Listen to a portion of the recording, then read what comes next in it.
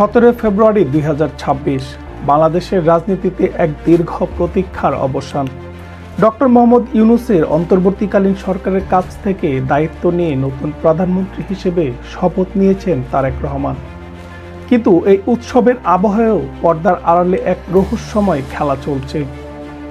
যে আমলারা গত 15 বছর আওয়ামী লীগের হয়ে কাজ করেছেন, তারা কেন গত কয়েক মাস ধরে তারেক রহমানের প্রতি হঠাৎ করে এতটা নমনীয় হয়ে উঠেছিলেন? অন্তর্বর্তীকালীন সরকারের সময় থেকেই আমলারা কি বুঝে গিয়েছিলেন যে তারেক রহমানই পরবর্তী প্রধানমন্ত্রী হবেন? আজ আমরা কথা বলবো সেই অদৃশ্য শক্তি বা ডিপ স্টেট নিয়ে, যারা আজ নতুন প্রধানমন্ত্রীর সামনে মাথা নিচু করে দাঁড়িয়ে আছে। এটা কি আনুগত্য নাকি পুরনো অপরাধ ঢাকার এক বিশাল কৌশল?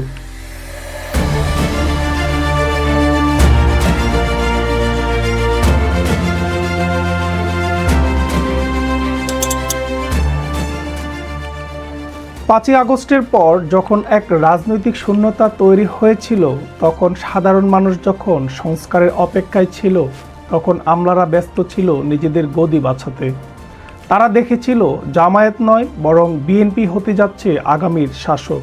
তাই অন্তর্বর্তীকালীন সরকারের ভেতরে থেকেই প্রশাসনের একটি বড় অংশ বিএনপির নীতি নির্ধারকদের সাথে গোপন চ্যানেল তৈরি করে।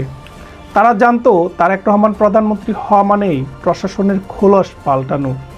প্রশ্ন হলো, তারা কি তারেক রহমানকে সত্যিই ক্ষমতায় দেখতে চেয়েছিল, নাকি তারা ভয় পাচ্ছিল যে অন্য কেউ আসলে তাদের 15 বছরের লুটপাটের বিচার হতে পারে? এই যে আগাম বিএনপির দিকে ঝোঁকা, একেই বলে ব্যুরোক্রেটিক হেজ ভোটিং, অর্থাৎ ক্ষমতায় আসার আগেই ভবিষ্যৎ রাজার পায়ে লুটিয়ে পড়ে নিজেদের সুরক্ষা নিশ্চিত করা।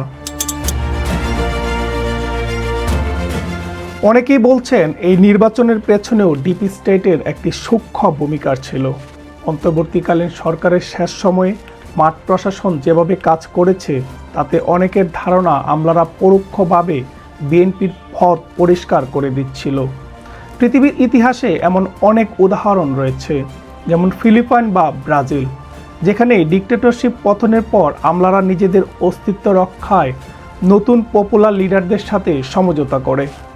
বাংলাদেশেও কি গতকালকে শপথের নেপথ্যে এমন কোনো সমঝোতা কাজ করেছে?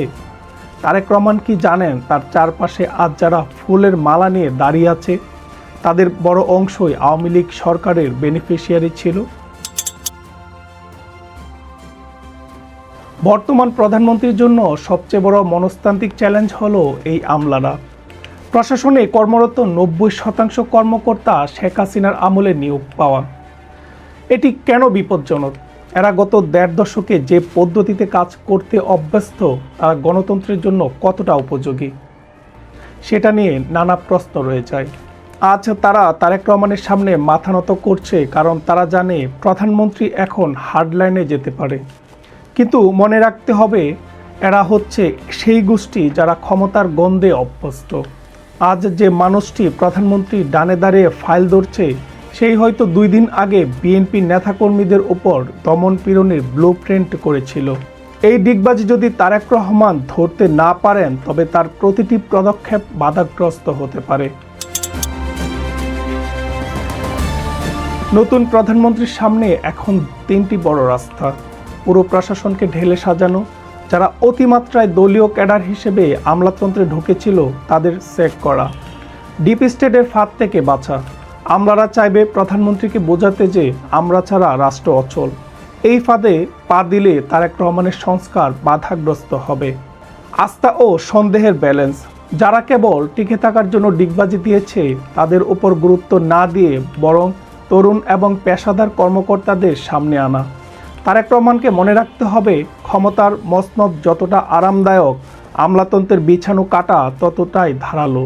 হিসাব করে পা না দিলে যে কোনো সময় বিপত্তি ঘটতে পারে। বাংলাদেশের রাজনীতিতে নতুন ভোরের সূচনা হয়েছে। প্রধানমন্ত্রী হিসেবে তারেক রহমানের শপথ গ্রহণ কেবল একটি রাজনৈতিক বিজয় নয়, এটি রাষ্ট্রের প্রতিটি স্তরে স্বচ্ছতা আনার এক কঠিন পরীক্ষা। ডিপ স্টেট বা অদৃশ্য এই আমলাতান্ত্রিক শক্তি কি প্রধানমন্ত্রীর নিয়ন্ত্রণে থাকবে, নাকি প্রধানমন্ত্রীকে তারা নিজেদের স্বার্থে ব্যবহার করবে? সময় এবং তারেক রহমানের সিদ্ধান্তই বলে দিবে বাংলাদেশের ভবিষ্যৎ। আপনি কি মনে করেন প্রধানমন্ত্রী তারেক রহমান কি এই ডিগবাজি দেওয়া আমলাদের শায়েস্তা করতে পারবেন? কমেন্টে আপনার মতামত জানান। ফাস্ট টকের সাথে থাকার জন্য ধন্যবাদ। এই ধরনের ভিডিও পেতে চ্যানেলটি সাবস্ক্রাইব করুন।